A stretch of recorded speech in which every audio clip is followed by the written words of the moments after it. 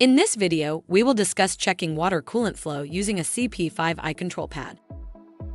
Begin by pressing the Options menu button. Then go into the Settings menu. Select Diagnostics. Scroll down to Water Coolant Check.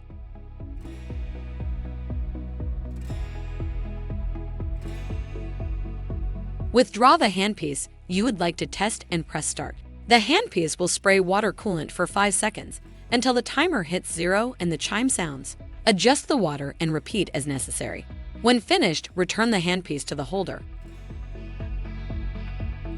Press the chair icon to exit the menu and return to the main screen. If you have additional questions, please call customer service at 1-800-547-1883. A helpful A-dec associate is just an email or phone call away. That's one thing you can always count on.